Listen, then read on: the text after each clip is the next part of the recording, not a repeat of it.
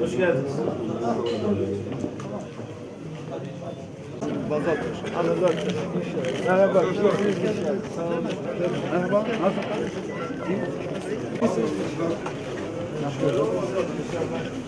Diğer gün yapıyorsunuz. Nasıl işler? Sağ olun, Allah razı olsun. Allah bereketinizi bol etsin. Hayırlı kazançlar nasip etsin. Allah'a emanet. Güzel. Yeni nesilde devam edecek mi? Çok teşekkür ederim. Hoş geldin. Tabii ki. Yetiştiriyorsunuz. Evet. Nasıl işler? Allah bereketli, bol kazanç versin. Çok teşekkür ederim. Allah'a emanet olun. Açalım da. Evet. Olacak kızım.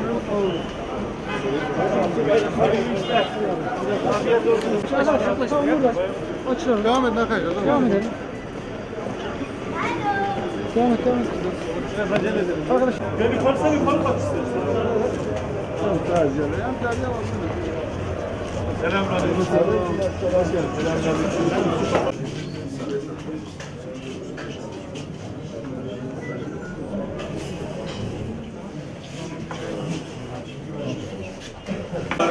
Köşeye al. Yoldaş olan Recep Tayyip Erdoğan.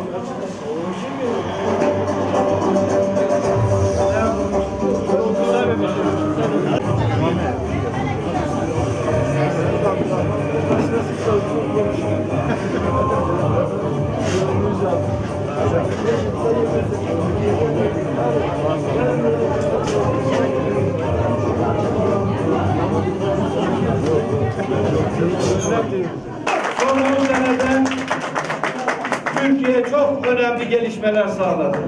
Çok büyük değişiklikler yaşadık. Kim ne derse desin. Kim gölgelemeye çalışırsa çalışsın. Kim üstünü kapatmaya çalışırsa çalışsın. Türkiye'nin geldiği yer belli. Bu bölgemizin geldiği yer belli. Allah korusun bakın. 90'lı yıllardaki gibi hükümetlerin 2000'li yıllarda da devam ettiğini düşünün. O eski zihniyetin, o eski Türkiye zihniyetinin devam ettiğini düşünün. Şimdi bu bölgelerimizde nasıl bir durumda olurduk? Yoksulumuz ne olurdu? Fakirimiz ne olurdu? Yollarımızın durumu ne olurdu?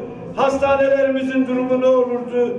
Bunları sizin takdirinize, vicdanınıza bırakıyorum. Biz Diyarbakır'ın ve Diyarbakırlı hemşehrilerimizin hak ettiği yaşam koşullarını oluşturma, şehircilik anlamında, mimari anlamda gerekli olan çalışmaları yapma anlamında bütün kadrolarımızla Diyarbakırlı hemşehrilerimizin huzurundayız. Milletini kendine kul etmiş, haklarını görmediği, vatandaş olarak sadece sorumluluk yüklediği ve kendisinin devletin vakası için meta olarak baktığı bir vatandaşlıktan haklarını, özgürlüklerini isteye 1924'ten tek partili dönemden İskilipli atıflardan, Şeyh Saidlerden, İstiklal mahkemelerinden, Mendereslerden, Özallardan, rahmetli Erbakanlardan bu yana yürüye bu özgürlük günlerine